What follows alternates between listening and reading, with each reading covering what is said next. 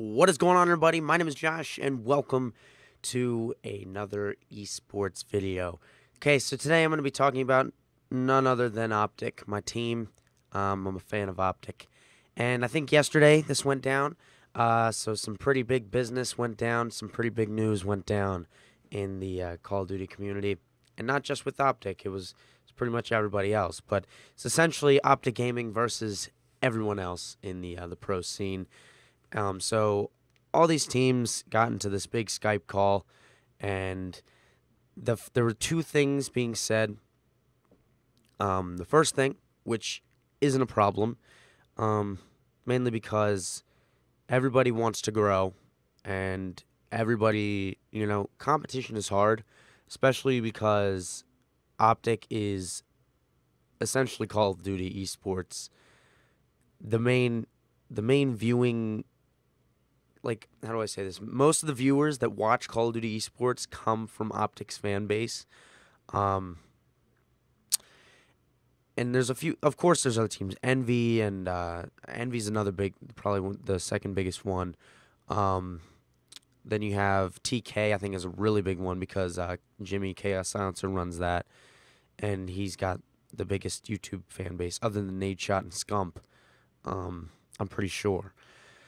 And he's the owner of TK. So anyway, these teams said they were going to get together, and every time someone was streaming and the other team wasn't, they would retweet the streams, they would like the video and make sure it posted to their Twitter feed, they would retweet tweets whenever they uploaded videos and such, I meant to say.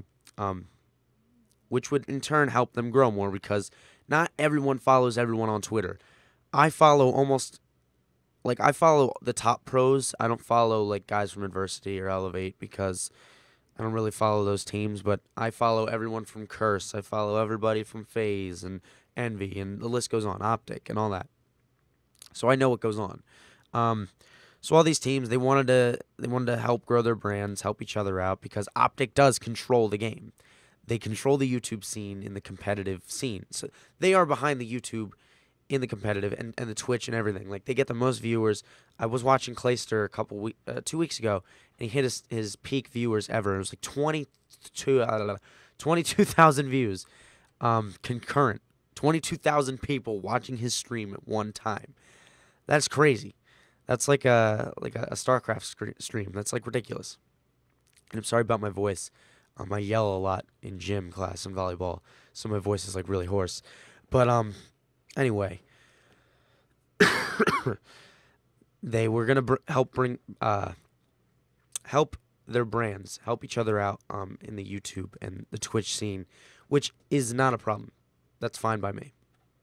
Second thing that was said, and regionals are in less than a month, and champs is in a month. So they were going to blacklist Optic. Optic was blacklisted, meaning none of the top 8 teams were going to scrim Optic. Everyone in the Skype call decided they were going to not scrim Optic, which would hurt Optic tremendously, because if you're not scrimming the best of the best, you're not going to be the best of the best, because you're not going to figure out how to beat that team. You're not going to learn their strategies or anything like that. You're not going to know how that team plays, that would hurt Optic tremendously. Now, I don't know if this is if these teams are still having this agreement or what they're doing. I don't know any of that. You never know. Complexity might say, like, that's not against the rules. Optic can be blacklisted.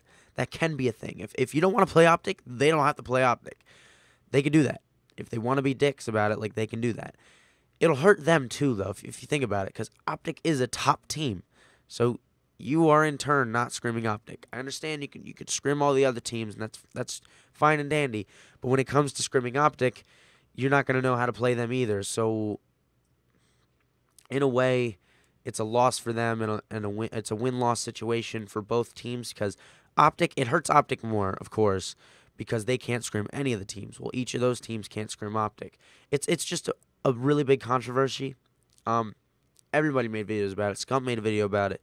Hex made a video about it. Kingdom Soldier made a video about it. It was a huge thing. And then Methods. I don't know anybody else that was involved. Like, it was essentially the top 8 teams, from what I hear. I don't know who else was involved, but Methods was the main one because he was apologizing on Twitter. No one else did it. I didn't see anybody else apologize, but Methods definitely did. And I appreciate that from him. Like I appreciate that he's only 16 years old. Me and Methods are the same age, so he showed the maturity that he should. Because a lot of people I know, like I know they might not know me, but a lot of people consider if you're not 18 or older, they don't think you're mature enough. And I disagree. I think I'm a very mature person. I try to be as mature as I possibly can. I don't act 16. I go to school with 16-year-olds every day, and I can tell you right now I'm a hell of a lot mature than they are. I do my best to be as professional as possible, even though I am only 16 years old. And it does, I try to have my age not reflect how I act. I think I'm a pretty smart kid. I tend to do, the right thing in most situations, and I applaud Methods for showing the same type of responsibility and maturity that not a lot of people would think a 16-year-old kid would do. It's great stuff. It's good stuff. I like it. And he's the captain of Curse Youth, which is Curse is a huge organization. They have LV and NY, which are two of the top 16 teams in the United States. Anyway, back to the blacklist.